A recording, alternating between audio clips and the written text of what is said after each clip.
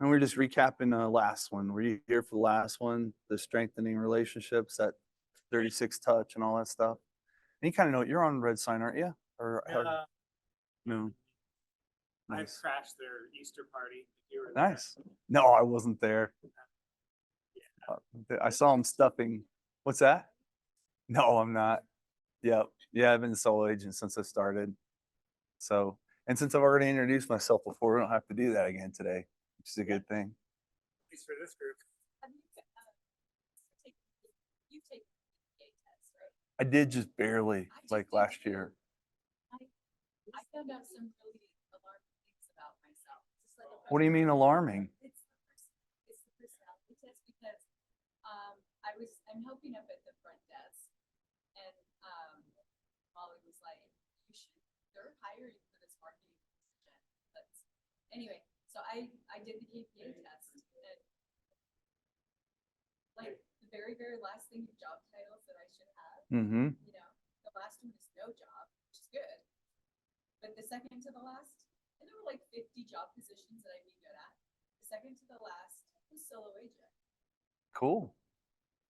And that's what you tested the highest on? The lowest. Oh, the lowest on was solo. Got it. Yes. Gotcha. So there were 50 and they did them in order. I couldn't remember how the test was. What were your top ones? Can you say?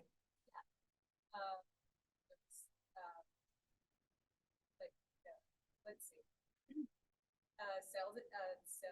Buyers, selling agent. There was both agents for the buyer and seller, and then there was a showing agent, and then it said like general manager. Nice. And there was a fifth one. There's 5 or 6, right? At least I scored the highest for about 5 job positions, and then a lot of marketing ones were medium, and then the low ones were I should get it out, but nice. I was just shocked because I thought for sure I would be a solo agent, and it's like, well, you still can. I know, but my personality isn't looking for it. Yeah, it's interesting how it. Yeah. You've done entrepreneurial things on your own. Yeah, right? Yeah, my whole life. But I think just in this area where there's a lot of things going on with real estate, mine was more small businesses, a lot more elaborate, and I was so surprised. So that's great, though. There's some good teams here. Yeah.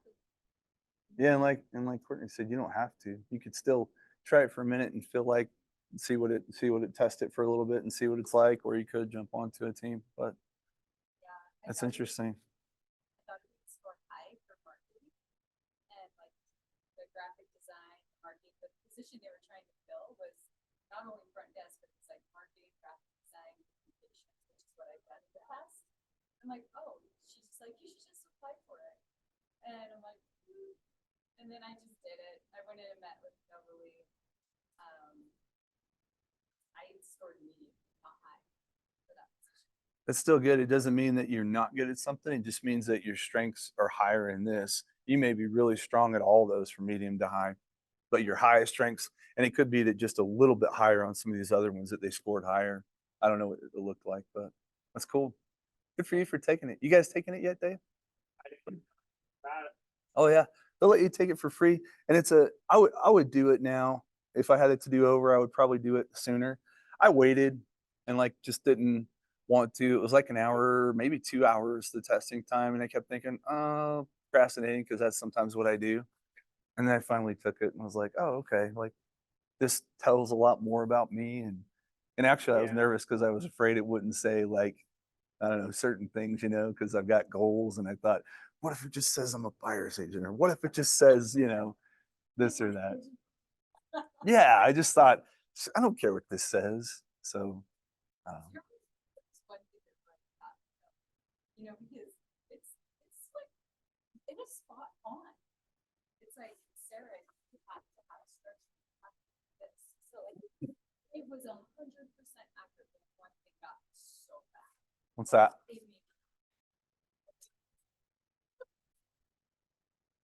It's like, so I don't know, and I did a lot of research on like, did they ever meet? Because problem solving. Something that I sort of like lower on. And I'm like, logical problems. I'm very logical and problem solve, but for some reason, the way that the KPA tests that I deal with things is it's trial and error, which is not like logical people. Logical people will figure it out like in their brains before they do it, and I'm like, I'm gonna do it, and then try again. So that's Interesting. my way of doing things, but it made me cry. For real estate or for making calls and a lot of things we do in real estate, that's better.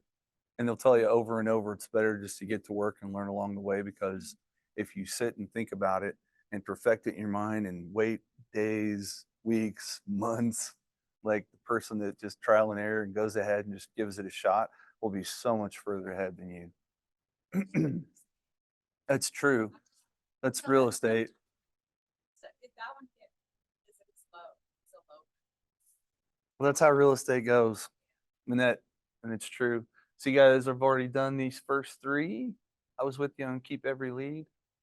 Yeah, this is interesting because just this morning on our phone call, power up phone call, we talked about one of our agents, Kylie, was having issues with people who were expressing interest, but then she would come on like an automatic alert or something and follow up, but there wasn't a lot of like continued interest. So we were talking about qualifying people and then following up with them and how that would maybe lead to better results. Yeah, did she have any ideas as to why they weren't working out and why, they expressed interest and then I think she just wasn't getting responses as quick as she would have liked. I think there were the things that I took away from it, and what I didn't see the text, but other Cam did, and he was like, there was nothing negative about any of the texts that I read. It's just, I think that Kylie would send another response, and then they would stop, and I was like, just don't take that personal.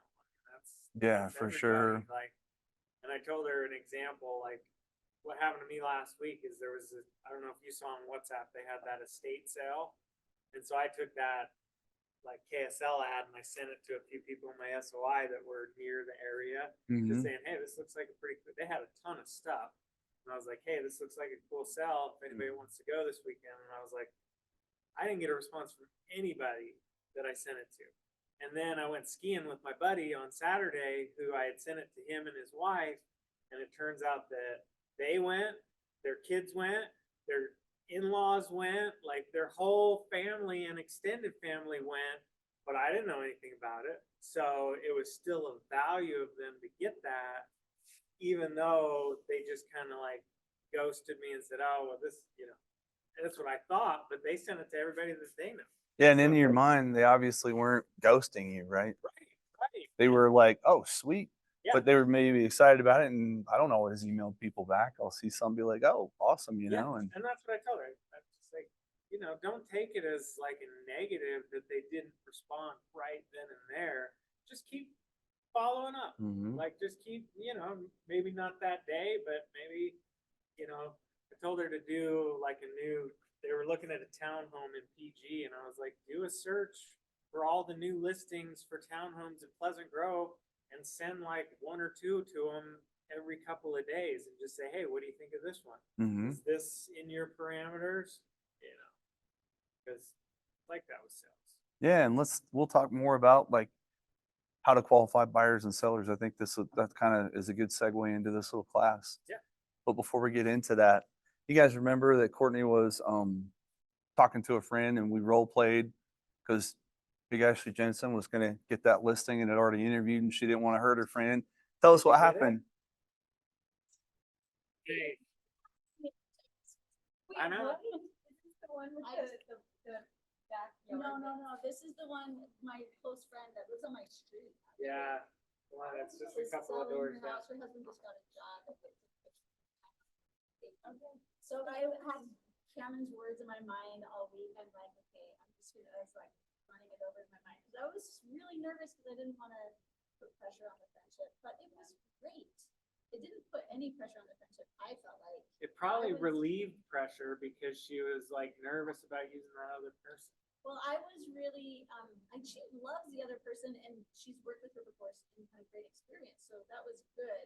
I was worried she'd be nervous about ditching her and feeling like some obligation to her, which she a little bit was, but her husband's like, I don't feel any obligation to her. And I said, just tell her that you feel sorry for me. You're giving me my first client, so she'll be fine. She would. Ashley would be like, oh, I'm so happy for you. So I just talked to her. I told her, how, I said, it sounds like you guys have decided to sell your house instead of keep it as an investment. And I just make a bid to be a realtor. I don't want to put any pressure on our friendship, but I just know that I'm gonna care about this and care about you more than any other realtor would. Really make it my top priority. So let me tell you some things that I do. Hey. We just had a great conversation and she like expressed her concerns about the process and they were like, easy, like, oh, don't worry about that. We can help you with this and this and this way. Or, you know what, there's gonna be bumps in the road, but that's okay. I've got a whole team working with me. We're just gonna make it. My gosh. I would have picked you. Coming like that and being a close friend, like man, good job. It's so as soon as possible, I'm gonna call some homestagers and see if we can get some of their because their timeline is.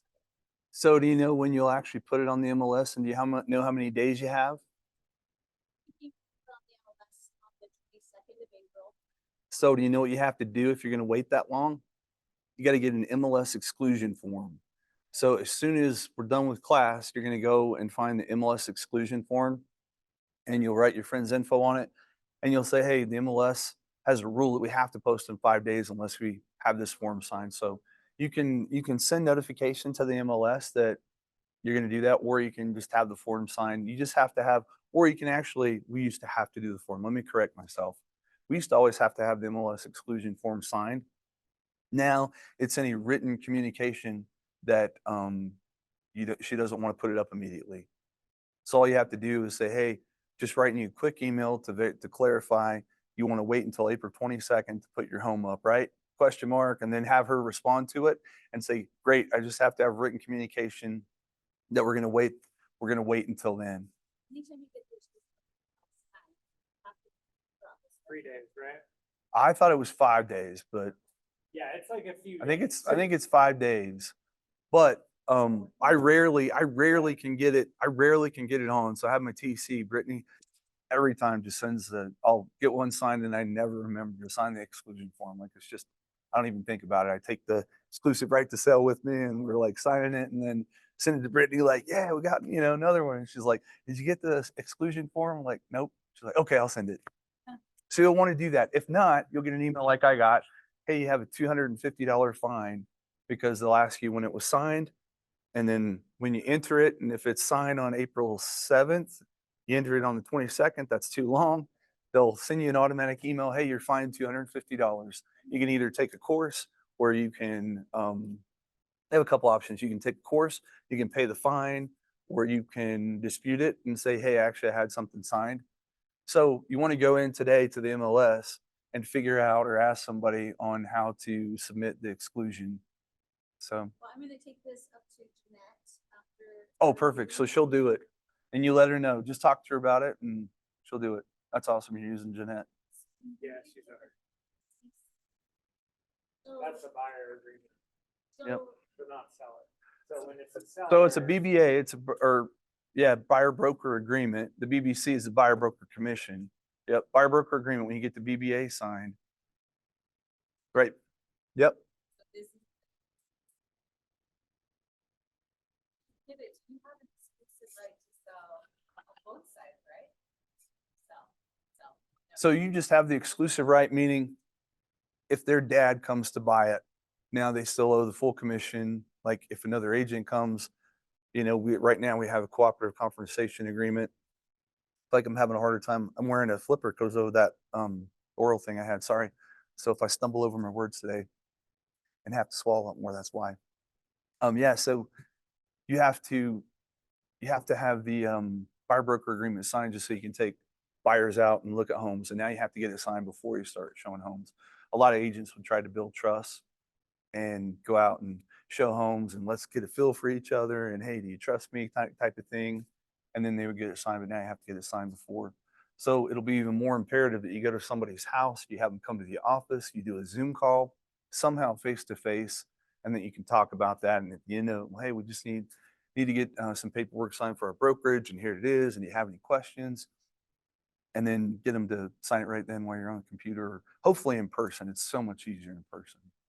So You say exclusive right to sell contract, once you send that, you only have a few days before you get it listed. yeah, Yeah, there's- On the MLS. yeah. And if it's not, so you can always list it and then show it active, no showings, which doesn't accumulate days on the market. So you could go in. The only downside to that is if you don't know a price yet, they're not sure about the price yet, and you're waiting. And especially if you're waiting a long period of time, like a month, market may change a little bit. Then it'll show that original price and where you're priced now. So I like to wait until and put it on there when we have everything done and completed, and I have photos and all that. And so it's just easy to do the exclusion, and I just do it for all of them. So she'll do that next. Good information. Yes. I'm super happy for you. Good job on that. I mean, it's good for me, it's a good experience, but it's good for them, and it's gonna be really. It's gonna be great. the process. What's your commission on it? Can I ask? She would do 2%, Good. so. And the buy side is 3. Okay, cool. So this is the scenario where you guys were role playing and you were talking about your, this girl Ashley, Yeah. who was going to leave her agent, but there was no like. Well, she had sign. made a presentation, Oh, a gotcha. listing presentation, and just given her some prompts and stuff like that, like 4 to 5 weeks ago. Okay. And I was telling Kammon today, I don't think she even has followed up yet, so I don't feel like there is a big expectation for that. Did you ask her at the time, like your friend, how come she didn't sign in, or do you know like why she didn't sign when she met with her? I think they were still. in Oh, the okay. job. So they were kind of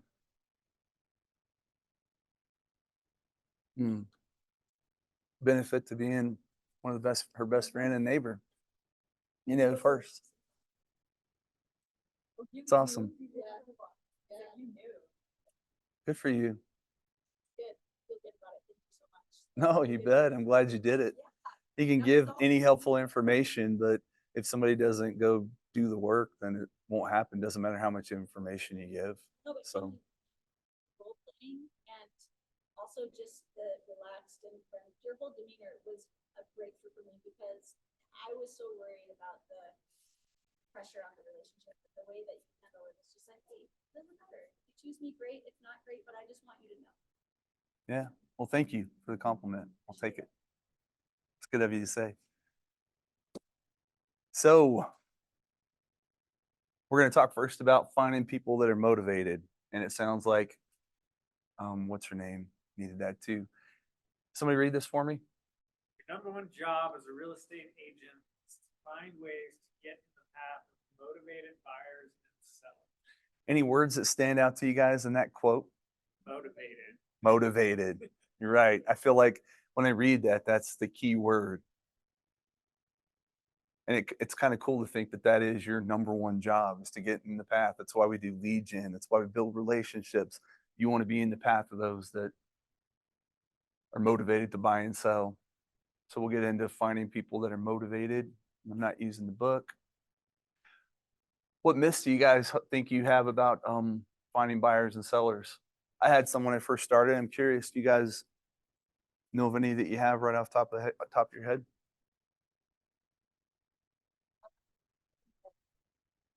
Maybe that's what they tested.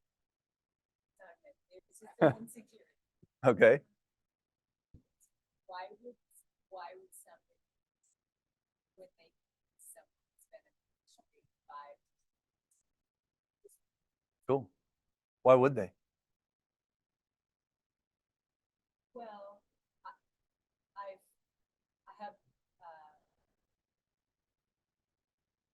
I have people who trust me a lot,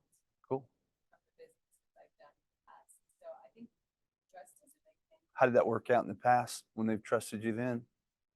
And how did your businesses and stuff go? And how come you're shaking your head nonverbal like this? I just, I had a lot of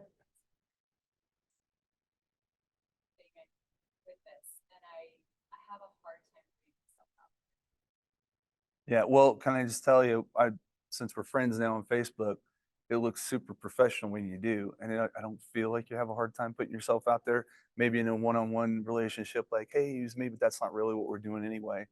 We're setting ourselves up as the real estate expert of choice, and you certainly look the part and act like it, and you're posting videos.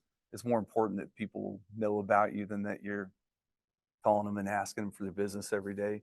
That you post once in a while about professional stuff, and they're getting to see that, oh, I'm going to have another grandbaby, or is it your first? Yeah, it's my second. Second. That's exciting. It was fun to read. I'm like, oh, she's not even going to finish. Like, what's this about? And then I saw your post later. I was like, oh, sweet, good for them. Cliffhanger. Yeah, because I think it's like,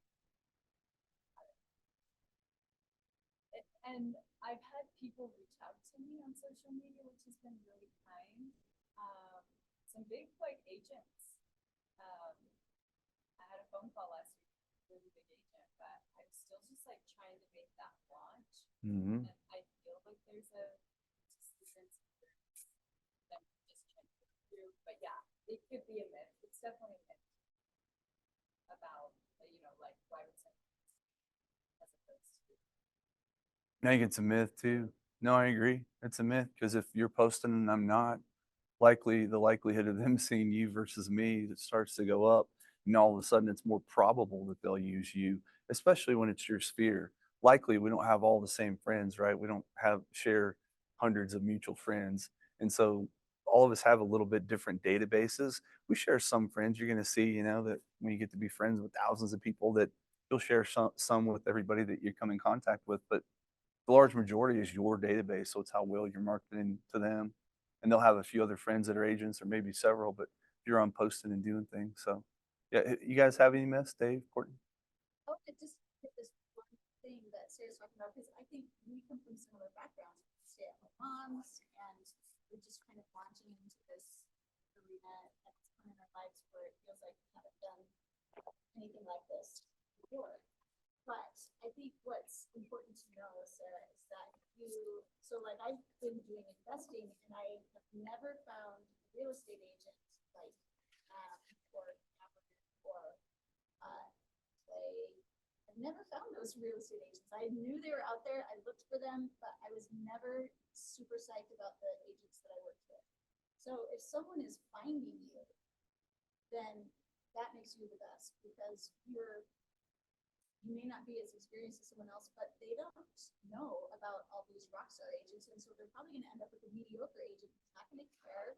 And even if they've been doing it for a long time, they're not going to put in the effort and the attention that you are. Yeah. So you've got a team backing you, so that makes up for your inexperience. And then you have all the other things that you need, right? Yeah. And you're going to get the experience as you go. Yeah. Thank you. That's really good. What do we feel like makes somebody a rock star agent? And it might be different as how we think of real estate agents, how much business has Clay done or whoever, versus that person that's using you in the moment. Are you a rock star to them? Do you focus on them, and do you allow them to share all their, goals and dreams, expectations, and are you taking care of them? It could be your first deal, and you can come off as just a rock star agent for them.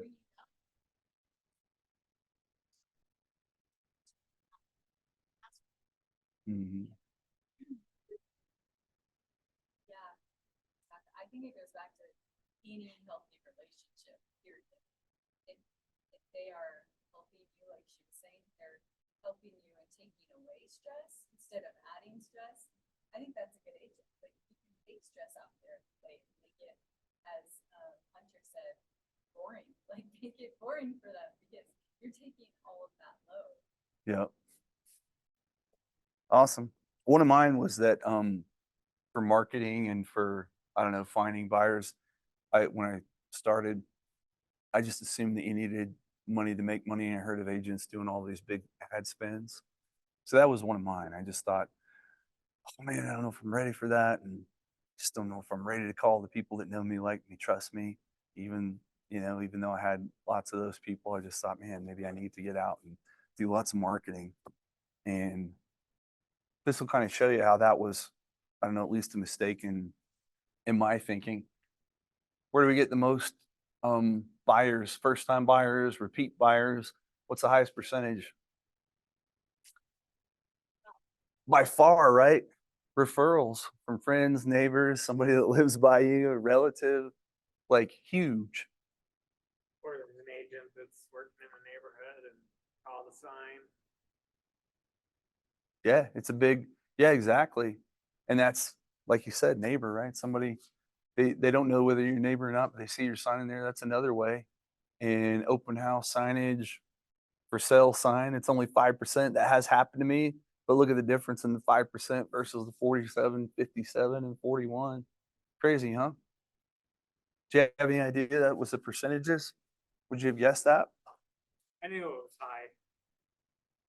I actually probably would have guessed even a little bit higher from the signs because I've had so many sign calls and turned clients into buyers from signs. But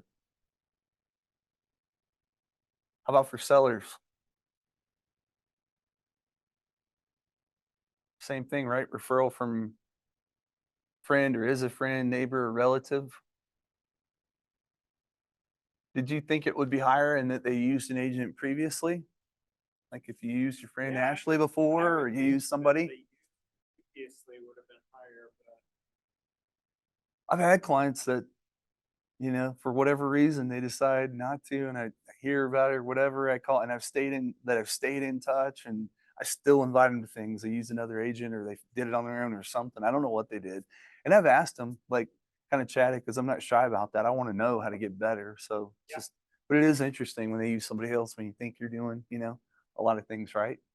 But truth be told, the percentage is only about a quarter of them end up using the same agent. So if you can break that mold in your own business, you'll know you're doing really well. If you can get half of them or 75% of them back when they sell the next time, or at least be in contact enough that you have a shot at it, is a big, big deal.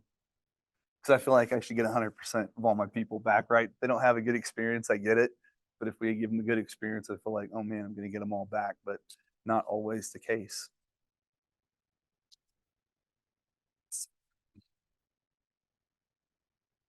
Have you guys used this in Command yet? Opportunities? Yeah? No? Yep. Yes, no, no. Okay. So it is actually one of my favorite things to use in Command. If you go down you can kind of see down the tab there. It's hard to read on this one, but it's a couple of hands shaking. You go to opportunities, and I hate that it doesn't show the thing here because it shows sort of here. It shows your volume, 750,000, 1.52 million, 1.36 million under contract, and in the end, it gives a possible outcome versus a probable outcome, and it is kind of fun to watch. Like, okay, can I hit that? That possible versus that probable because it's a certain percent lower. The probable outcome because they know people are going to like cancel or not. It's not going to work out partway through. I don't use the leases one hardly at all. Actually, I don't think I've used it yet. I haven't done leases, but the buyer one is fun to use. And you got a few different. You got cultivate, appointment, active, and I think the way that they're meant to use in the opportunities. Well, we'll go through it.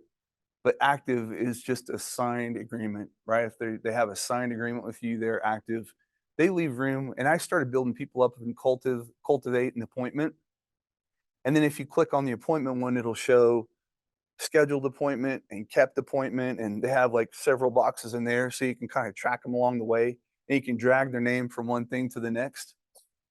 And it is kind of fun to use. So I like it, especially with all my stuff that's under contract or active stuff. Your goal is to move them from one little box to another. It's kind of satisfying on the computer to try to get them moved over. And when you see people that aren't moved over, you're like, holy crap, I got to get an appointment or I got to move them over. So, People that are potential and all different at all different stages. They're the potential because right now I have 3 potential. mm-hmm. So what I I put them in here. So I gotta tell you, That's where potential go in my opinion. yep. Well, and that's how they have it lined out. And we'll go through how KW has it lined out. I do it a little bit differently, but I don't know that you should go with some person just because they do it a little bit differently. I was doing it like this, and I wasn't going into these tabs often enough. I just wasn't using my CRM enough. And now when I open it up, it opens up on the second icon down on the left side, which is people. And the first page that opens is my hot sheet. Everybody that's tagged with a red tag that says hot, and those are the ones that are looking. And then I just start putting them in when they're active. And my hot sheet, you can categorize them and all that. But for me, it was just easier to see it rather than click into the opportunity and the cultivate and into appointment, and then click over to the seller side and go into it. I have them all, and I can just scroll down. I can see them on. For me, visually, it was better, I think, to have them on one sheet so I could see them. I tried this way. For me, I didn't love it as much, but if you haven't tried anything, I would do this first because that's the way that KW recommends it. Go in and put them in the cultivate. And these are people that have somehow, some way raised their hand, or they're wanting to do real estate in the next little while. And we'll get into the time frames. Any ahas from the short bit that we've gone over?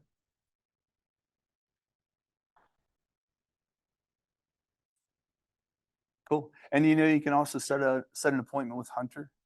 Yeah. It's a good resource. And I waited too long to use it. I thought, oh, I don't want to bother him, but that is what he does, right? He's here to schedule appointments and help you out. 66 days on YouTube Yeah, is I've really been going through that. helpful. What's that one, Dave? So there's some guy within KW, he made 66 videos because that's the amount of time it takes to build a habit according to Gary. Mm-hmm. And then every day you do like a 5 to 12 minute video. And he shows you something that is relative.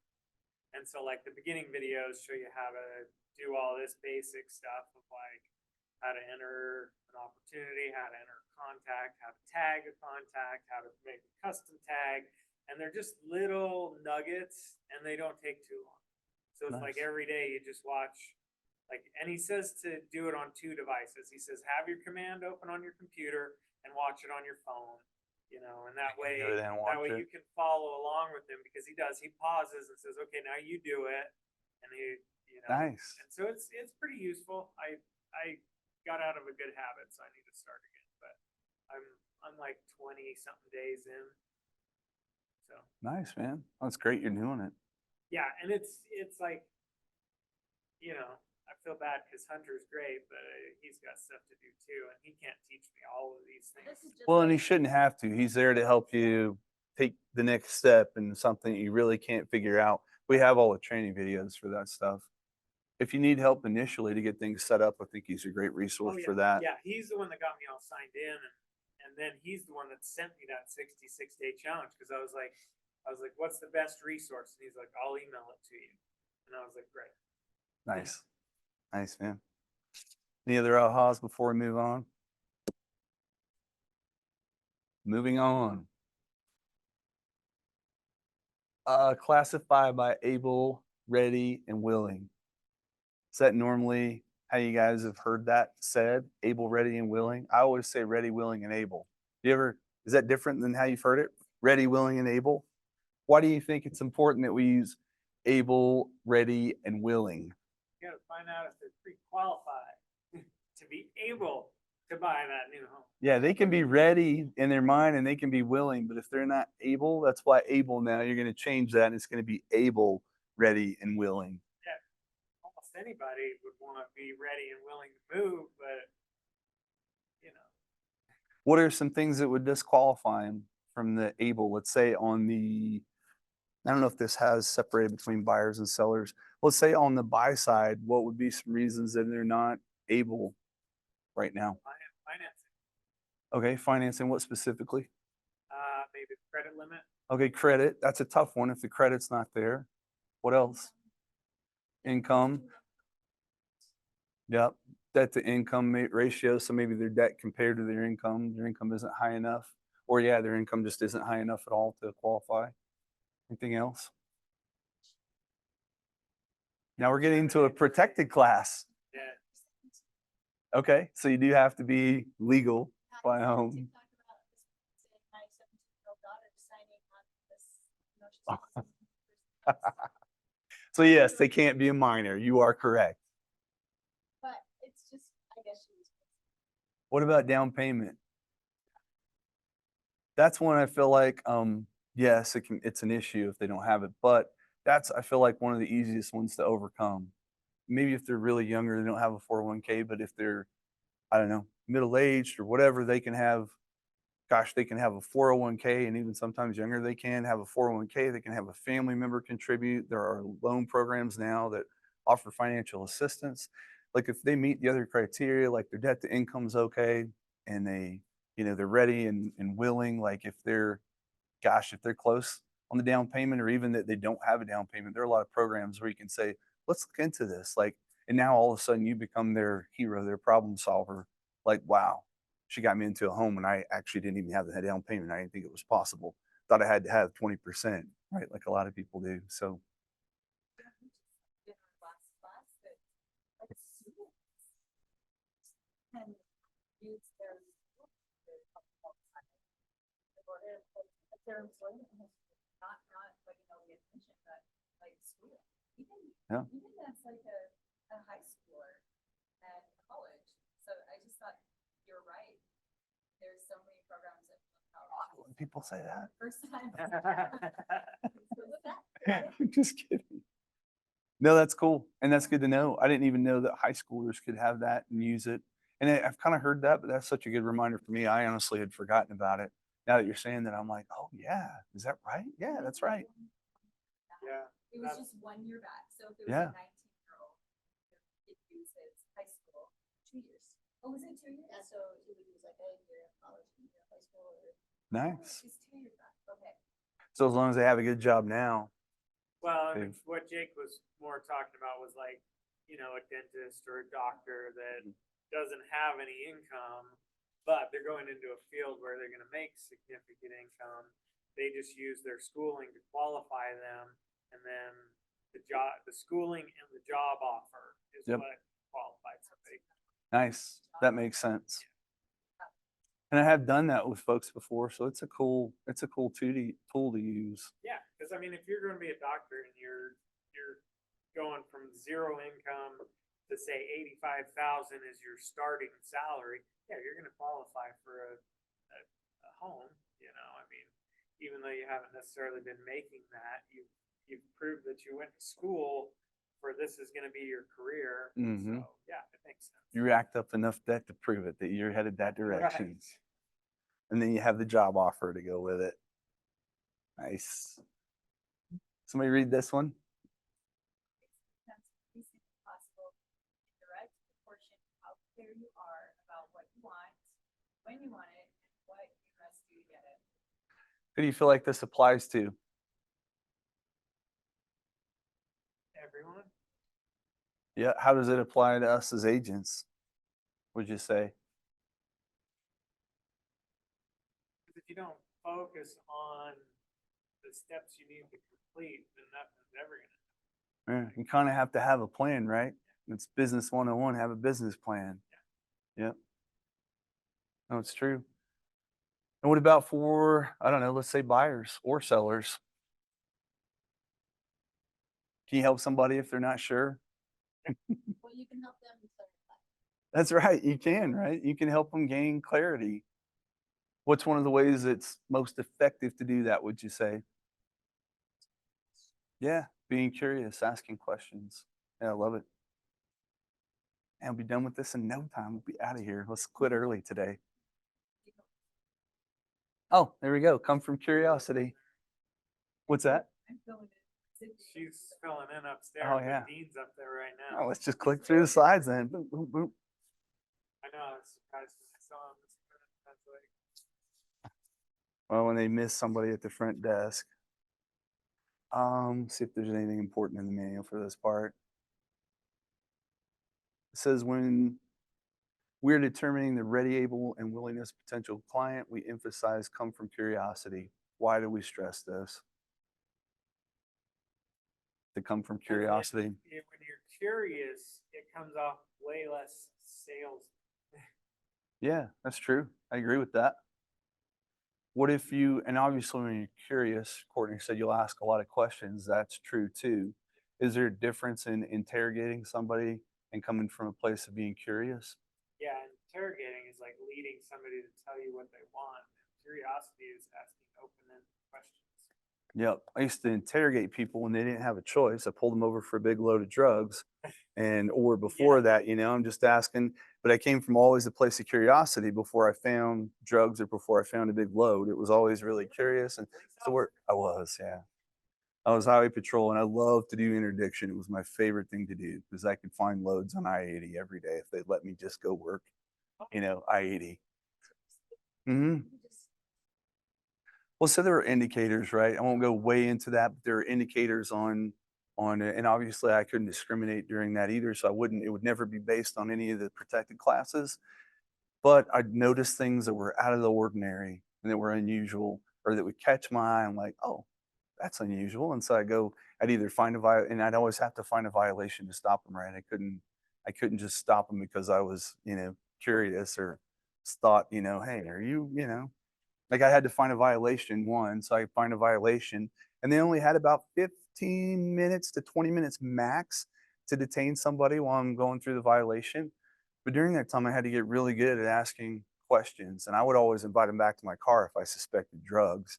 People were like, "Well, isn't that dangerous?" Normally, they weren't carrying a gun if they were carrying drugs. They knew that would up the felony.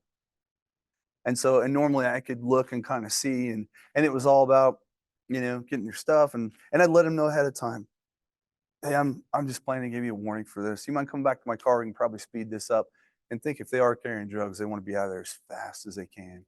And here, speed this up, and I'm probably just going to give you a warning. And I'd let them know that up front because somebody that's innocent, and sorry, I'm probably going too much into this, but somebody that's innocent reading their nonverbals, like they calm down right away. Like, holy crap, this guy is cool. Like, he's going to let me off with a warning because I was 5 miles an hour over whatever violation I could find to stop him, right?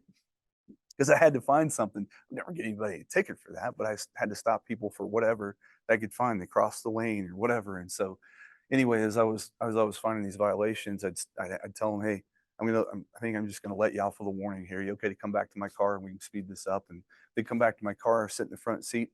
Then I wasn't like slowing down this whole process by spending 5 or 10 minutes asking questions and then extending this detention, but I have them in my car, and especially if there were two of them, I'd have one come back and, oh, I forgot the insurance. Let me go back. So I'd ask questions in chronological order to figure out where they were coming from, where they stayed, where they're headed, what they're doing there, just whatever I could ask. Right. And the more answers I got, the more I could ask, more detail. I get as much detail as I could, then I get back to the other guy or the other girl, whoever it was. And hey, so where can you have your insurance info and while they're looking for it?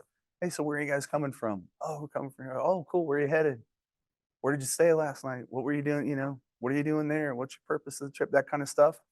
And in just a few quick questions, sometimes they were good and they kind of collaborated their stories, but it didn't matter. If you ask good questions, you can get deeper and deeper to the root of really what's going on. And at some point, they can't collaborate far enough to know which direction I'm going to go with questions. They can't know what I'm going to ask them. They could sit. And so we tried this in one of the classes that we took to do some of this interdiction. Like, get together, let's come up with a story, take 5, 10 minutes of whatever they could ask you. And then we would get in and we'd separate them and ask questions. And some have their stories corroborated, right? But then you keep asking and you'll find out more. I think it is really relatable to real estate. They can have just kind of the generic answers like, oh, we need to sell. Oh, okay. And then you got to go another level. And then, oh, it's because we, need a bigger house. Oh, great. I'm curious what makes you think you need a bigger house and I'm just curious what your reasoning is behind that. And then they can get into family. And once you get 3 or 4 layers deep, you start bringing out emotions. And when you connect with people emotionally, the chances of the sale starting out from right here goes to like this. My wife just about spent $8,000 this week. She's got, and not to get too much in her thing, but medical history. We're trying to figure out thyroid. We're trying to figure out all these weird things she's having problems with. And after we had our fourth kid and some in between. Well, anyway, we've been to multiple doctors, right? She's frustrated with it for the last couple of years. And a couple of years ago, we had her in the emergency room, had her gallbladder out, and that, she didn't have quite the stomach pains. We don't know if that really helped. She feels like it did. So I guess I'm glad we did it. But like trying to figure out like her stuff, and it's not working with traditional medicine. So we're like, okay, maybe we need to look and change our thinking. Go maybe functional medicine, the natural, whatever they call it. I don't even know what it's called. Um, but she found somebody online that had some good social proof, and then scheduled an appointment, which was great. She's being proactive. But the lady that she interviewed with is not a doctor. I asked her, she was so excited and telling me about this program. She was in tears, and I was like, "This is awesome! Like, if you think this is the answer, like, let's look at it together." And she's like, "Well, I don't want to do it without you. Let's figure it out." And we look at it. I also don't want to mess it up. And if there's something I'm not seeing, I'm like, "Yeah, we're a team. Let's do it." So I looked at the program and, well, who'd you interview with? What was the doctor's name or nurse? Well, she was actually a therapist and psychologist. And okay, and what did we talk about? So we went through the whole thing, and the lady let her know we only take about 20% of the people that interview with us. Made it really exclusive. And then she was throwing out things that to me as a salesperson, as a consultant, like I can see, pretty clearly. And I didn't want to discredit it because she'd felt so emotional about it. I was like, all right, well, so I had to validate, those emotions and then think, okay, man, I love the way you're feeling about it. And maybe this is the route to go. Should we maybe investigate a little bit more with these guys?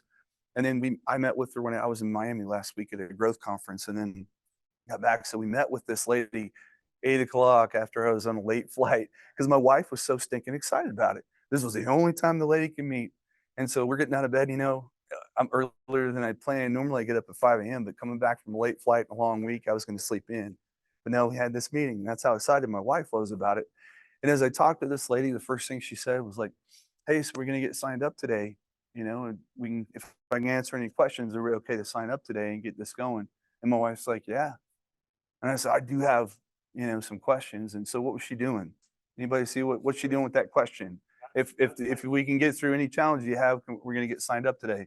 It's a soft close, right? You ask them up front. And my wife was already nodding her head, yes.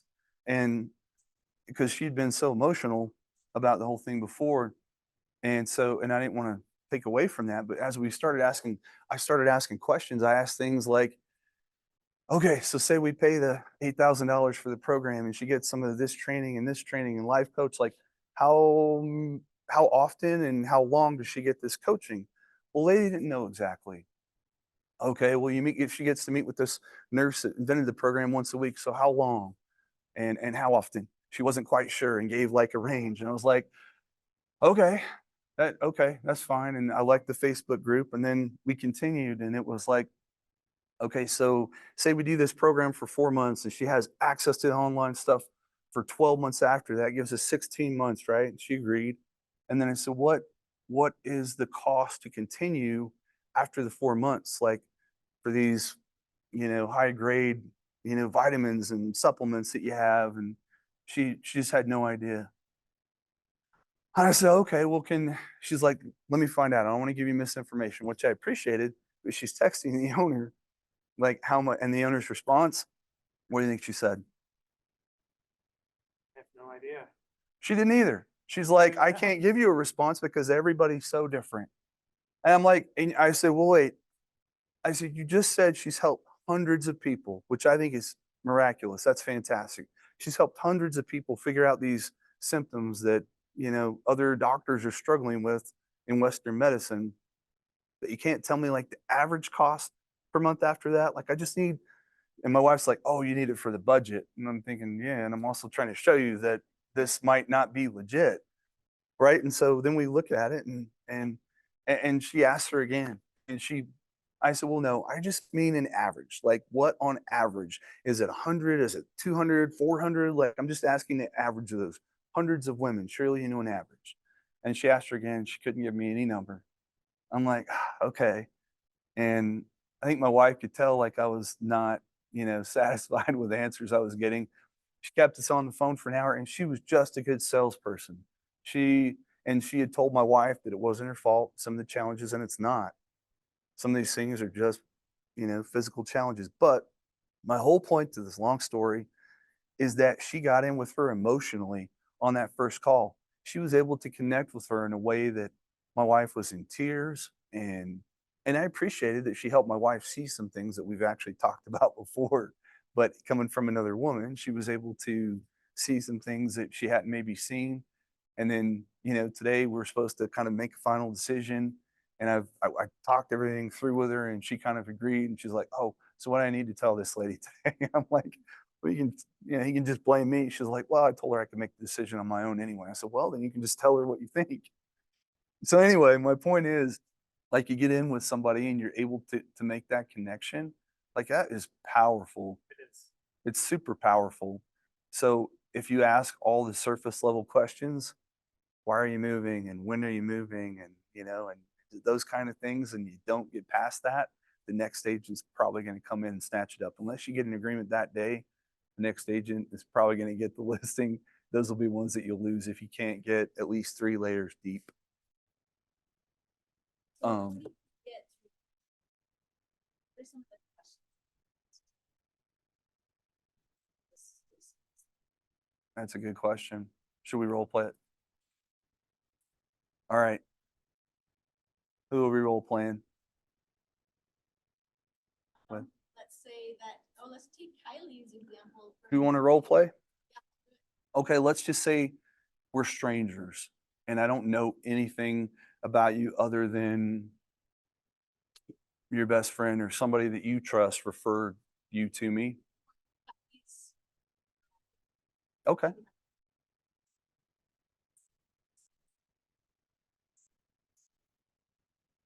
Great. So now they're past the point being just interested. Now we're meeting together. And those can be, I think the confidence level, you definitely have to build on those. You especially need to go deep with those. The referrals, sometimes you can get away with, I don't know, being in that spot where you're, "Oh, great," and Mike referred you to me, and yeah, this is awesome. I get paperwork here, and let's, get going, that type of thing. And sometimes I get out of the habit of doing that. And then sometimes, I don't know, sometimes you just don't go deep enough and you end up not having the best relationship. And if you don't build that trust up front, I feel like it's also hard when it's time to, you find a place that meets all their criteria and now it's time to pull the trigger and they're like, "I want to see some more, whatever," right? And that's fine. And yet, after all the stuff that's on the market, you've been searching, and if they don't pull the trigger on this one right now, it's probably going to be gone tomorrow, and they're going to regret it because you've done this 100 times, and that kind of scenario. So, um, let's take, instead of making up something totally fake, let's say that you called me from KSL because for whatever reason, are you buying or selling? Okay, awesome. And we'll just say we've been through all the pleasantries and all that, and we've talked a little bit about, and Courtney, it sounds like you're looking to buy a place. Can you tell me a little bit more about that? I mean, I'm just tired of the market right now. I figured it would be tough. And I just want something that is mine, that puts walls, put stuff up. Okay. So you want to be in an apartment or a townhome, it sounds like, and from the sounds of it, it sounds like you want something that's really you can call yours. So you're renting this place right now, is that okay? And how long and forgive me if I'm looking down sometimes. I'm taking notes because I want to remember everything you tell me, and that's important to me. So you're renting, and when is your lease up? Okay. So we'll want to get started. It takes about 30 to 35 days to close a home. So we don't want to start looking in July, right? We want to get the pre-qual and those things out of the way first. Have you talked to a lender? And let's just say we've done that. This could go on for a while on all these different things, right? You've talked to a lender, you're already pre-qualified. And I say, well, that's fantastic, Courtney. Good job on being ahead of the curve. Most people don't know that, you've got to get that stuff done first. So can you tell me a little bit more about just needing and wanting your own place? You said you like a condo, it sounds like, or a townhome. Not married, and I just Oh, wait, sorry. Are you not married? Okay. So you're keeping it real, right? Like you're so I want it to be real. So I want it to be real for you. For you. Like this so we're trying to make this as real as possible, even though I know it's a role play. I'm not going to play an 80-year-old man. I'm not, I probably won't play a 20-year-old guy either because that's not who I am. I'm 46 this month. So play whatever it is your thing. So if I And we can talk do- about Kylie's situation, but if we're going to make this more realistic, because we can role play and make stuff up along the way, but if it's not realistic, then okay, let's do that. So I. So Courtney, you're hoping to buy a place. Can you tell me more about that? In a great neighborhood, I live in a great house. I thought I was living forever. But I just actually would love to find something that is kind of special. This is just a house in a neighborhood with great neighbors, granted, but it's just like on a quarter acre in suburbia. I think it'd be fun to have a house that has. Okay. Oh, I love that. You mentioned that when you were talking about where you were, that it was only a quarter acre, that it was a quarter acre. Is that a negative thing or is that a positive? It's kind of, I like that it's a quarter acre, but I would like more space for it. Okay, so you're thinking actually a little bit bigger lot than that? Yeah, bigger lot. And it doesn't have to be landscaped, but just a little bit of a buffer. Just so that when I look out the window, I'm not seeing 10 houses, I'm seeing like green space. Got it. So does that bother you to see the homes next to you then? Is I that mean, I love my neighbors, but I would just rather. I don't want to be told, but here's where it gets complicated. I don't want to be totally disconnected. I want to be close, but I want to be a little bit. oh, I got it. So is that more of a feeling that just so I understand, is that more of a feeling that you want to be close enough to have friendships? And Friendships, community. okay, So, you want that community feel without being too close to not really people's. just a little bit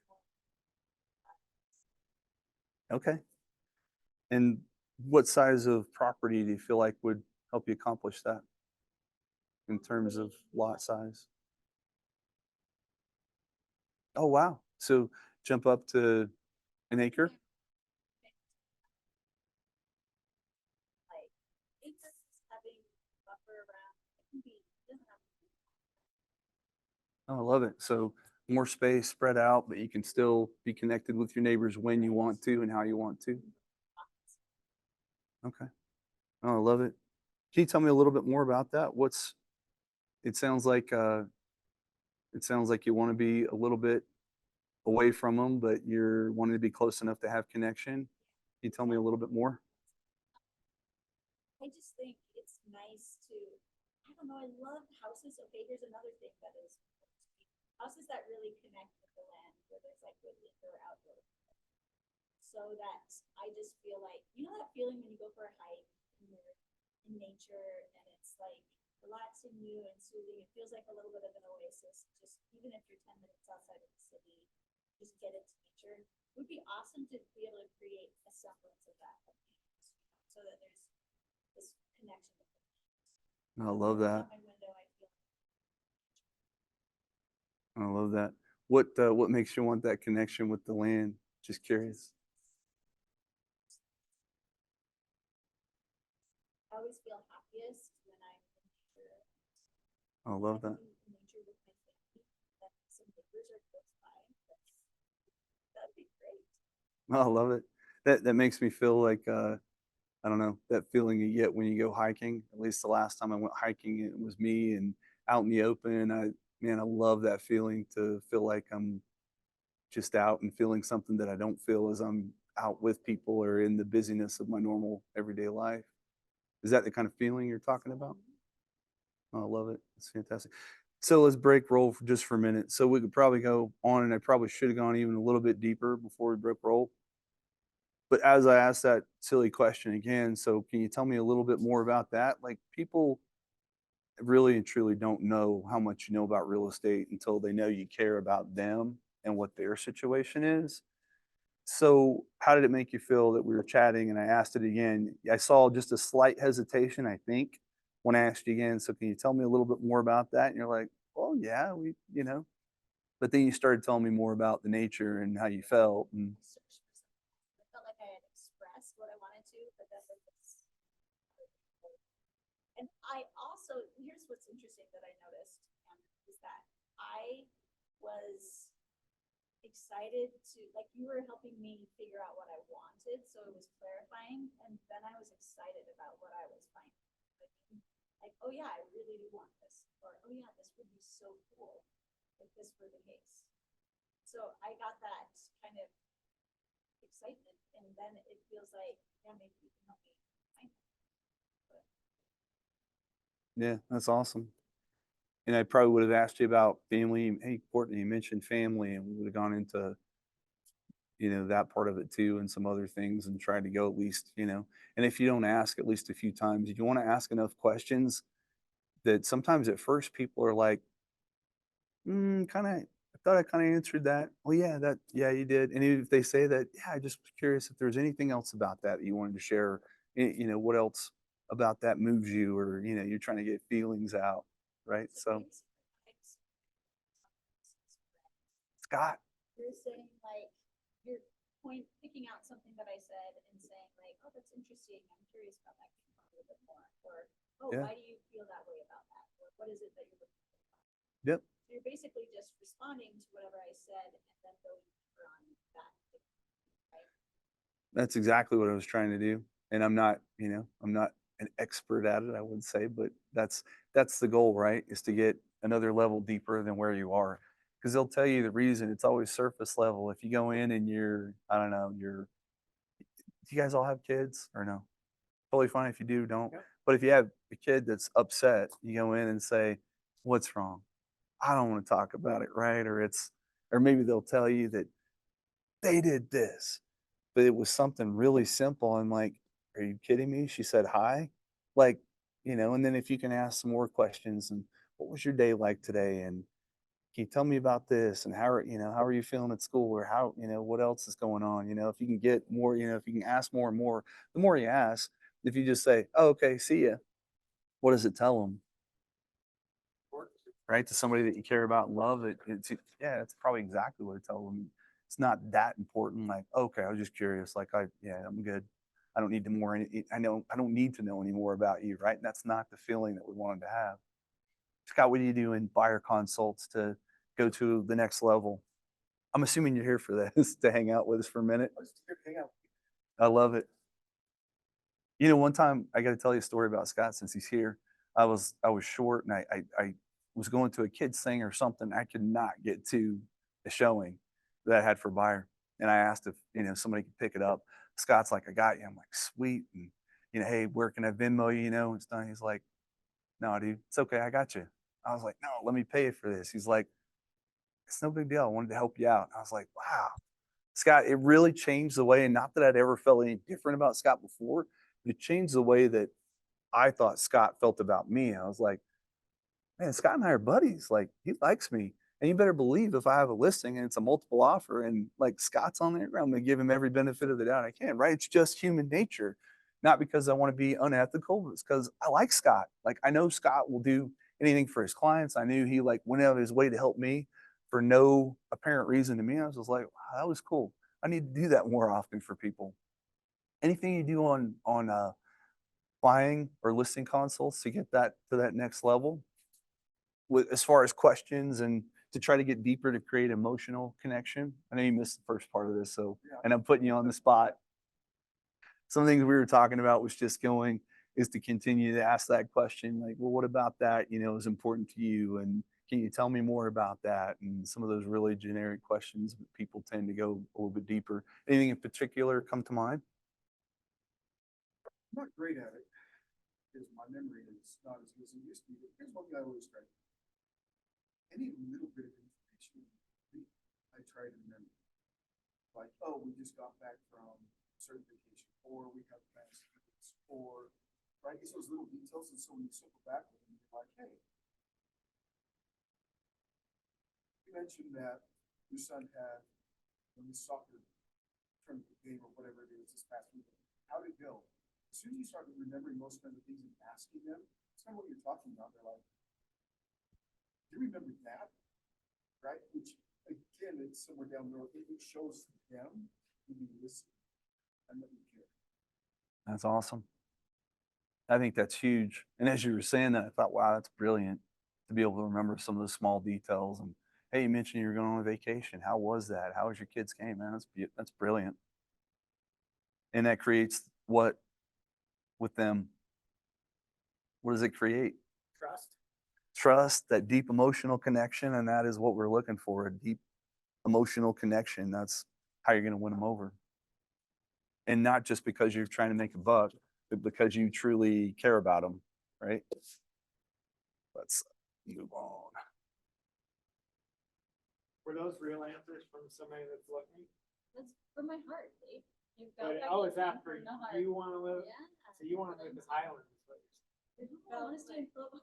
If I do that- Yeah, and we Oh, in obviously we Florida. should have gotten to, and we would, but man, and that's why these consults I always plan at least an hour, right? And let them know like, hey, 20 to 30 minutes, like, but it'll be more based on, questions you have and the time we, decide we want to spend together or whatever. But I always block at least an hour for them, because if you really are going to go the next level deeper and a little bit deeper and a little bit deeper, then you're going to need a little bit of time to let them express themselves. And like I said, I like to have a pen to take notes because it shows them. I did it on my phone for a little while, but I feel like it looked like I was disengaged. I could take notes way faster on my phone, way faster. But when I take a pen and I sit and I let them know ahead of time, like, hey, this is important to me. I want to take some notes as you talk. How do you feel when you're speaking and someone's sitting there just writing down? It makes you feel good, doesn't it? It makes you feel heard, makes you feel important. So I sit and take notes. And it also makes me, as the one taking notes, write down the most important things. I don't have to just jot everything down that they're saying, right? I want to know in that moment, like, what really is sticking out, what's resonating, what can I tell brings emotion when they say it. And sometimes you'll have a conversation where they will start to tear up, or where you can tell like they're talking about something that was much deeper than they planned to share with you. And now all of a sudden you're a confidant and somebody that they can trust. So, and you're going to take care of them and honor that trust that they've shared. Let's see. Able, ready, and willing, they classify it as in the next 0 to 14 days. And they have a way in Kammon. This is their systematic way of categorizing them. It's A, B, and C. Pretty simple, right? And I think Cameron actually does that too, does he not? Cameron and Hunter and those guys. I think Red Sign team does A, B, and C. I think Hunter was telling me.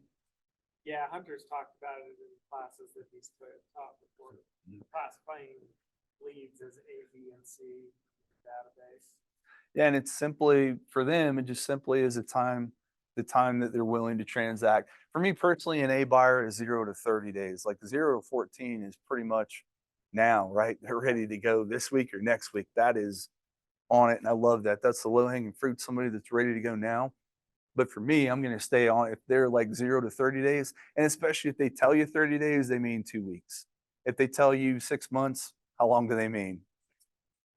2 months, like 3 months. Like in my experience, it's always quicker. And if they tell you 3 months, they mean maybe like at the end of the month or beginning of next month, like for whatever reason. And sometimes you're right, it's 6 months, and sometimes it's longer. But most of the time, what's your experience with that, Scott? Do you feel like they give you the right time frame? My rule to half. Yeah, I go half.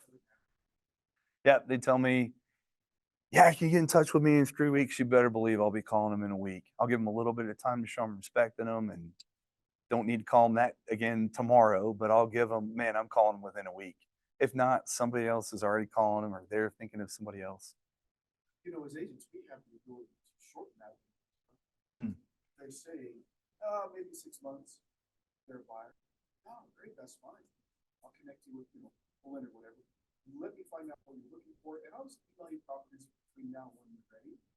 Is what I have found. May as well role play this. That was good. That sounds great, Scott. I'm sorry, I was jumping right into role play with you. No, that sounds great. Yeah, you can email me properties. Sure. So tell me just a little bit what you're looking for. So what I want to do is I just want to, I'd like to start emailing you properties. You kind of get your match your criteria. That way, as you're looking and as you talk to the vendor, you'll have a better idea of what you're looking for, what fits your budget. Okay. Probably even kind of dial in some of the areas for the living. Because what you're going to find is some homes, you're going to get more home for your dollar. I think that's important to you. So just tell me a little bit what you're looking for. Okay. Yeah, I love it. Good job. We'll break out a roll. I mean, we can keep going, right? But I love it. So don't just. Talking to the lender, the idea of what Sure. you want or what. We you- don't know what properties to send them, Yeah. right? So the first thing we need to do, which keeps them engaged, is, so Kammon, tell me, have you talked to the lender, have you been qualified yet? No, I haven't. We've just kind of been looking at some homes online and kind of got excited about it. It's super fun. Yeah. Yeah, we love it. My wife just gets super excited. She sends them to me every day. So now I started looking with her. It's been fun. Do you have an idea as far as what you afford, what you want to afford as far as a mortgage?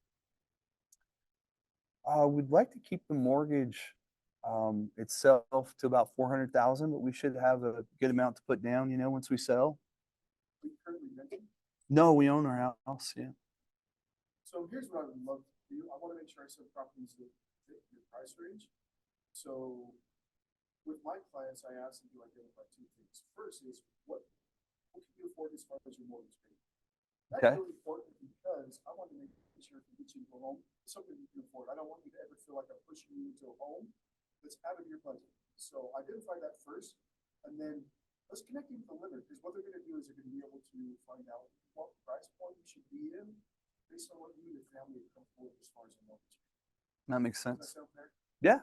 No, it does. And the great thing about that is that's just some information you can get onto while you're just kind of browsing around the homes. No, I appreciate it. Yeah, that's great.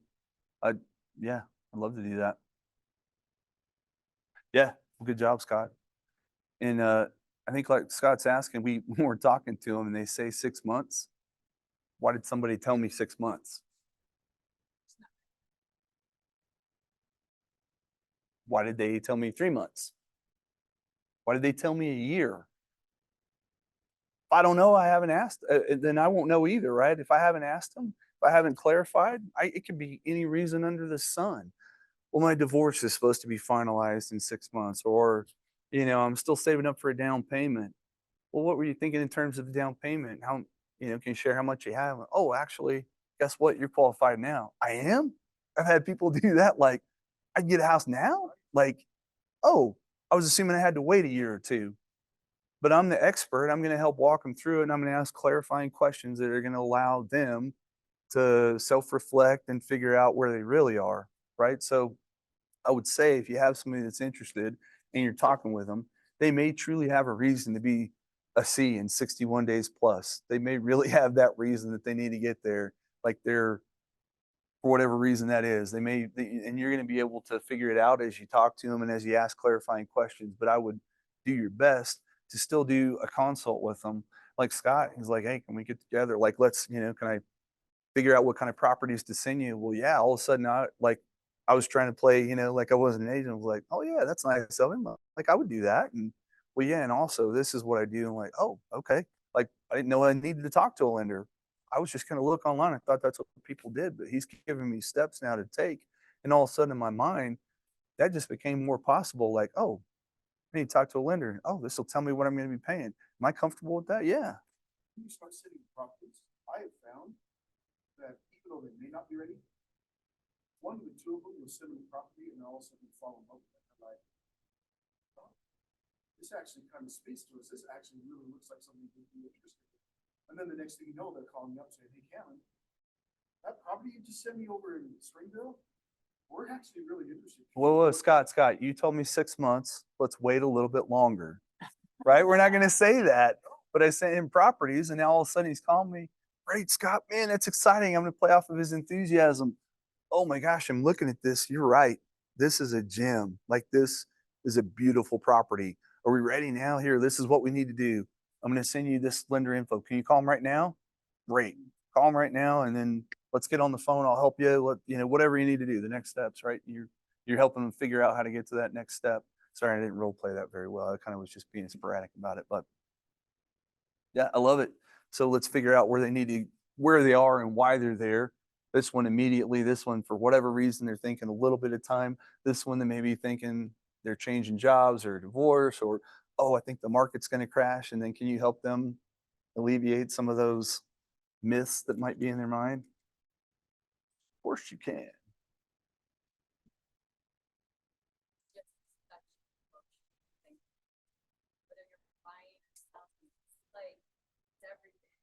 If you have a family, you've got all these kids, there's a lot of emotion because there's the school, there's, the neighborhood, there's the house, there's the property, there's your, I think, women, well, I'm just gonna speak for myself, maybe not all of them, but I have a hard time, maybe, I would be that person that says 6 months when it really could be done in a month, just because I get scared when there's a lot of things at play, have to do with multiple people. You have all these individual people you're supposed to take care of, and then yeah, there's a lot, and it like overwhelms me when I have to make a decision like that. There's a term for that too, what that is. You know what's called? Normal. Oh. And that's why we have to be the professionals. We've got to understand that people have a ton of stuff going. Imagine how busy you are with kids sports or whatever else you have going, grandkids. We got, we've got a ton of stuff. I'm helping coach my daughter's tackle football team. My 8-year-old is playing. He has 2 games on Saturday, 11 and 12. My son's lacrosse game is at 9, all the way up in Copper Hills. So I may have to miss one. We may have to divide and conquer. We are busy. If I had an open house this weekend, I'd have to give it up and let somebody else do it. But we just know people are busy. Receiving it as an agent, brand new agent, I'm really close with my old state president, his wife, Mm-hmm. because I worked with them for a long time, and I went and they're getting ready to sell their home in 3 months, and they're moving to Washington. So I stopped by and I'm like, guys, because we're really good friends, and she's overwhelmed, like she is going crazy. The house is a disaster. She's got she does not know where she. And I was thinking on this end, I was so full. And I'm like, no, here's the plan. Here's what we're going to do. Simple things. Because I've done, I've sold and flipped a home, a couple homes actually, and I know what my mistakes were and what I did really well. And I said, here's the thing. I got you. That's my thing. I'm like, I got you. This is what you're going to do. This is how you're going to do it. Don't spend all this money here. Spend any money, spend it here. And I can in the craziest, clearest mind, see exactly her stress and just keep it, I didn't feel that same anxiousness when I was, so it's only on that side. You don't really feel it as an agent. So how does it make you feel on this side to know that you're the one that's composed and seeing the whole picture? I've done it successful, and I'm older. I've lived a lot. So I think I just have a different perspective now, and then I really understand homes and how to keep them ready to sell and what's most important. I said, keep in mind you live in the most. You have the cutest home on the whole block. There's no other home that looks like this. So she's just looking at the little things in the home, like we all do. We're like, oh, that baseboard that never got. That's wild. I was just thinking of that. The dust on the baseboard or in the corner. Yep. And it's built in 1993. The old I don't know 3-inch oak that's now turned orange. Mm-hmm. She never did. So Sarah, as you were talking with them, how did they respond, and how did they feel about what you were sharing? Shifted from this anxious to she was so calm. Did you happen to take the listing agreement when you? No, I didn't. Didn't sound like it was a listing appointment per se, but you saw that they needed your help. Her husband was my state president, for 9 years. I worked That's awesome. on a church level, but not a business level. But So it sounds like he was in a position of service, right? Now you got a chance to serve them. we just always been like his wife and I are, really close. She's a photographer. She's done our family photos. Oh, videos, neat. so she's done my daughter's wedding and her baby. Yeah, so we're a tight family. And I just went over there and I just, as friend to friend. Mhm. And I'm like, you guys are moving? Like, and I in the past have helped them with some home ideas and things they can do. And I've actually gone and worked in their yard for them to kind of help them. She was sick for a little while. So we just have this relationship where we just trust each other. But I didn't know how to like make that transition between friend and like, here, let me pitch this. Like, let me sell your home. Well, I probably use a different word. Like, yeah, in your mind, you're thinking what do we call that again? Limiting beliefs. In your mind, you're like, how do I pitch this? Thinking you got to switch it into sales mode, and you don't. You're already good friends. You already have the trust. Courtney, how did you do it with your friend, and what did you say? You said, This was yesterday, right? about your situation, I have so many ideas, but I don't want to overwhelm you, but I want to help you. So I said to her, can I just make a bid for your realtor? You could say, can I help you by being your realtor and help you through this? Oh, I like that. I think Yeah. that's If you don't perfect. ask, they don't even know that you're interested in. I know what You're the just most. being a friend. Yeah, now that they've expressed that they're going to sell, you're telling them you can help them. If you don't offer, in their mind, their limiting belief is going to be, shoot, she's too busy. We told her we were going to sell, and Sarah didn't even offer. Like, let's not ask. Their limiting belief is going to be that they don't want to bother you. They don't want to hinder your progress with all the clients you're working for because you've been posting online. Whether you have any clients or not, that's their perception already because they've seen your posts. Probably really busy at all these classes that you've been telling us about, and you're learning all this new stuff. but And you have a huge team.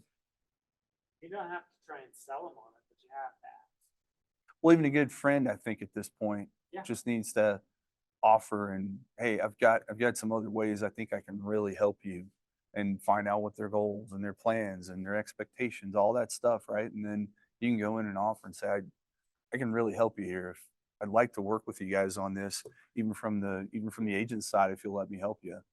When are they trying to move? Sure. July. So they're trying to move by July? Yeah. So they need to list it now, because average day on market is like 55 days. Oh, is it 55 now? That's what it was Oh. this morning, Oh, yeah. it was. Oh, it's gone up then, huh? It was 45. Well, you'll check the area and you'll make it hyper local. You'll check, their home already. So then you'll check what price range you think they'll be in and how quick homes are going in that price range. And then you can have some of that data when you talk to them again. Say, hey, I was just looking at some of this stuff, was thinking about that. You guys are on my mind, whatever shows them that you're there to serve them and you're there to help them. And that's truly what you're doing, because you obviously want that relationship to be as good as it possibly can be. And you probably care as much about them as Courtney cared about her best friend. So you want to help them, but you may not be able to if you don't offer. Well, they're Hunter helped me do the CMA, so it's between 620 and 640. So it's not like this $1 million home that's on the market for 90 days. It's the perfect price to sell.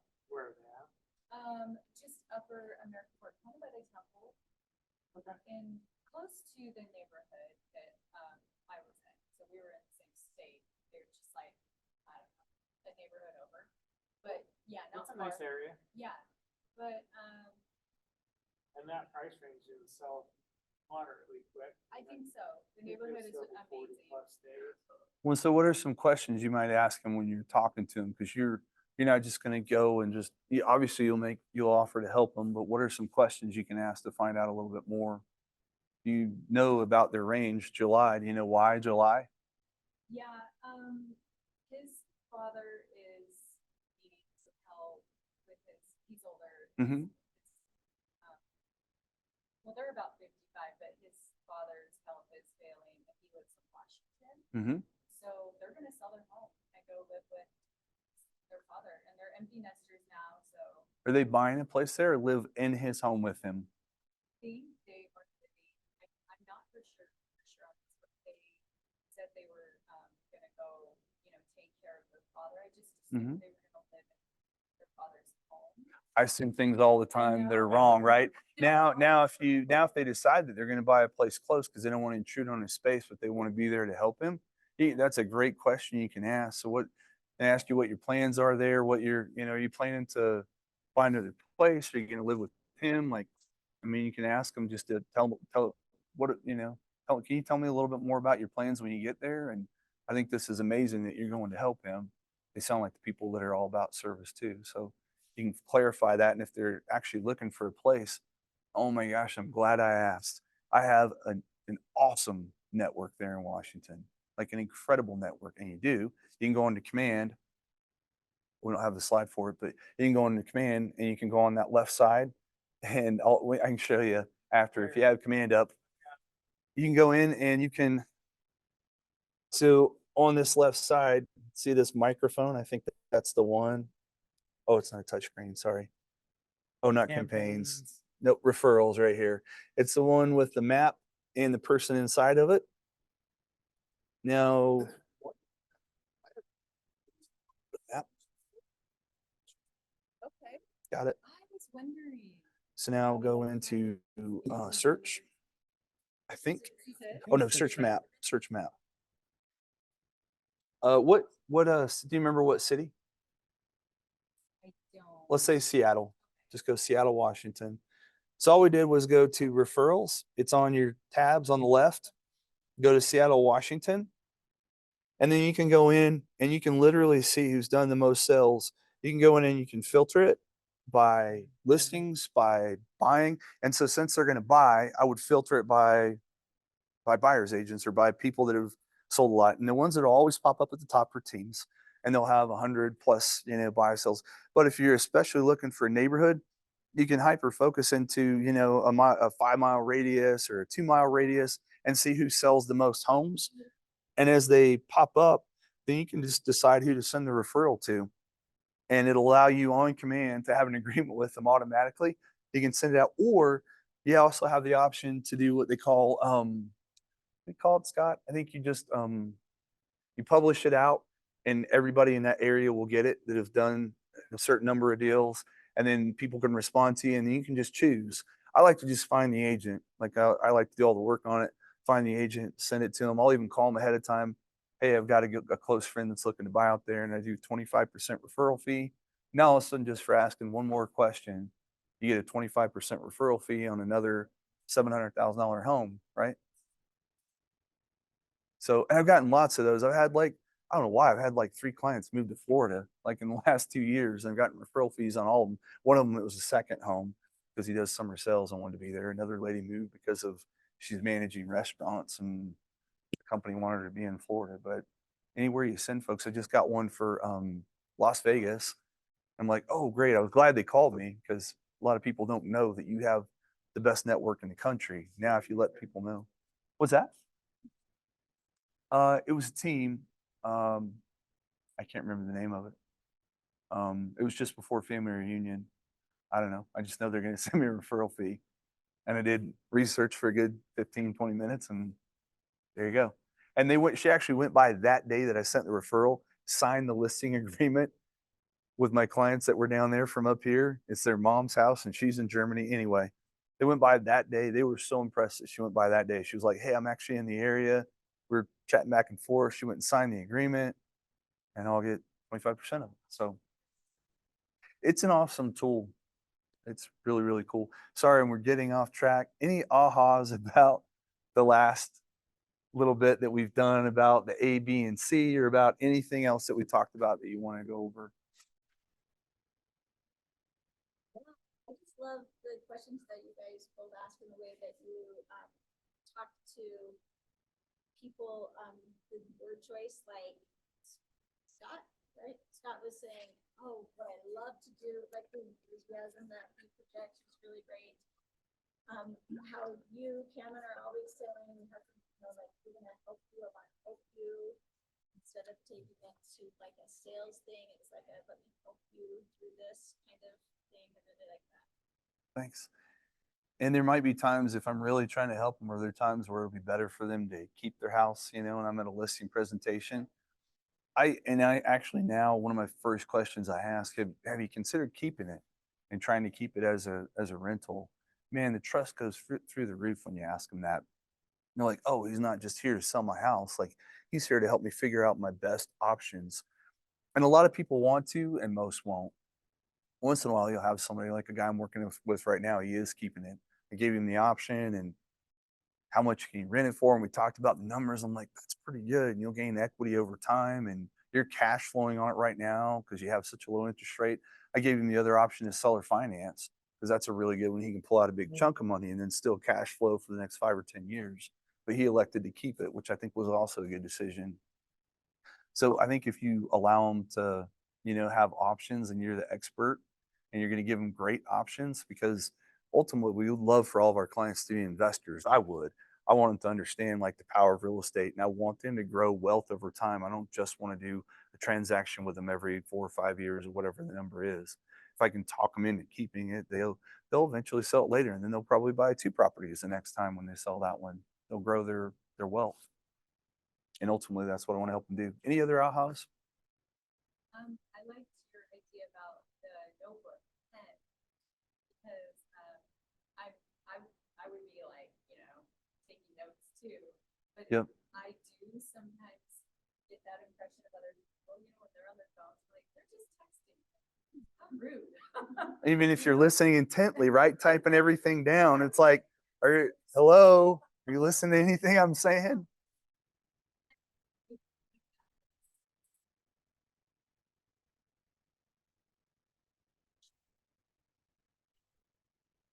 Something about pen and paper that's rare, it's rare, and I think it just takes us back to basics. Tony Robbins says that there's a connection that when you're actually, versus typing it, when you're actually like writing it, you have to think about it. You're physically writing it out. You're seeing it. Like, the connection is so much stronger for your memory. And since I'll be 46 this year, I need a stronger connection with my memory. So as you're writing things down, it helps you remember them too. And like I said, you're writing down what's most important. You're writing down the best things, not everything, because you just don't have time. So it's a good takeaway. Anything else, Dave? Anything else that stood out or that you had want clarification on? I think it's important to see if they're able first, because I had an A buyer turn into a C buyer because of the finance situation. The able portion, yeah. Able, ready, willing, not ready, willing, and able, right? Change the way Yeah. you say it. I love it. I think we are close to the end of our. Yeah, do it. Yeah. Yeah, really good to see you, Sarah. And good luck with your friends. Will you let me know what happens with that one? I will. And call me if there's something that, puzzles you, or you're not sure what to say, or if you want to get, yeah, if you want to get something together right before you go talk to them, that's great if you feel like you need it. But I think you'll do great. You bet. See ya. And we're about done with class anyway. Why qualify? It's a win-win. So we're not wasting their time. We're not wasting your time. And KW actually has a checklist that you can use. Do you guys happen to have a copy of the checklist? Did they give you that? They have. I'll quickly just read you the role play with it.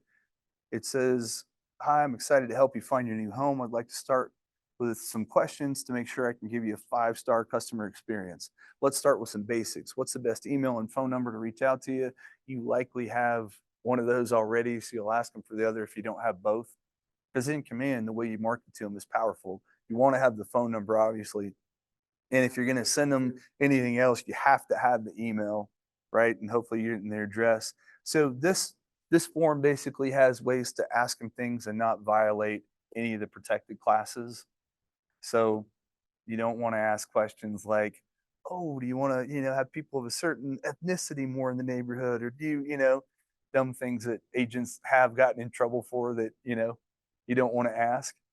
The only thing you can kind of go to is a 55 and older community, and you can give them options. I personally don't normally ask, like in a consultation, how old somebody is, but if they mention like, that they don't want a whole bunch of kids, they want something that's low maintenance, and you can offer. Have you considered one of the 55 plus communities? Is that something that would be an option for you? Or would you rather be in a family neighborhood? Like, I think that's the only one I can think of that's okay. Is that okay, Scott, to ask? Because they have them for a reason, and you have to qualify to be in them. One of the spouses has to be 55 plus, but not the other. So, do you have these questions or no? I don't. Okay, I'll see if Ritz can send them to you guys. Ritz, I don't know if you're listening on the other end, but Dave and Courtney and Sarah were here and would love these questions on page. What's that?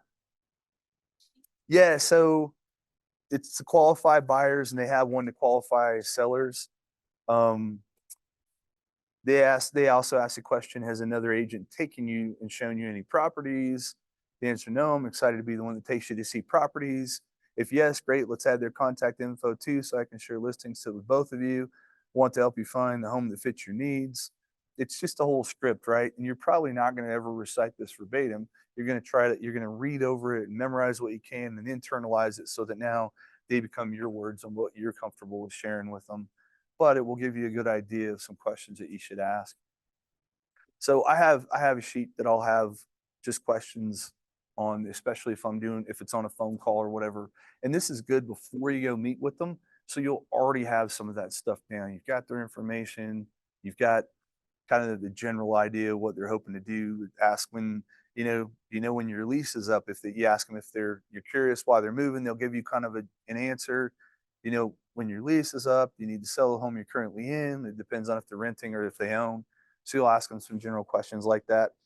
Have you signed a listing agreement with an agent to sell your home?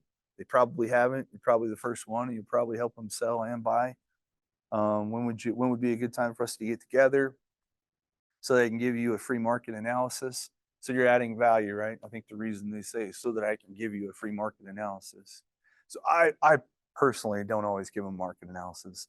I go to find out all their needs and all that. I always do one ahead of time and at least know comparables so that I can talk about them, if they have questions about it. But my purpose isn't the market analysis. I think their reasoning is to give them something of value to say, yes, I'll meet with you. I always tell them sometimes I'm available, or hey, I'm available either tomorrow morning or the next day in the afternoon. Like, is there a time that works better for you? I give them options. But this says when would be a good time for us so I can get you a free market analysis. We're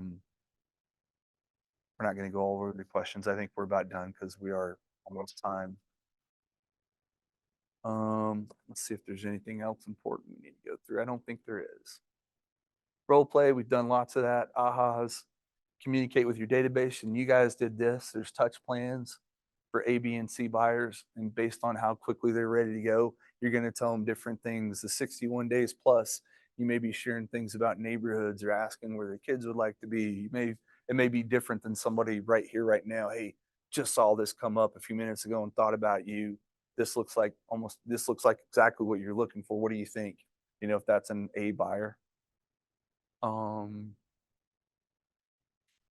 We do have another sheet for sellers. So what I'll do is see if we can get these sheets to you guys. In fact, I'll ask Hunter right after if we can, because it was just role playing the buyer seller. We role played so much before that we're going to be way over if we keep going. And then there's a touch plan for the sellers. Follow up, convert, stay top of mind, qualify buyers and sellers. Anything else you guys want to chat about? I know I kind of skipped a lot of that at the end, but we did a ton of role play and talked about a lot of other stuff.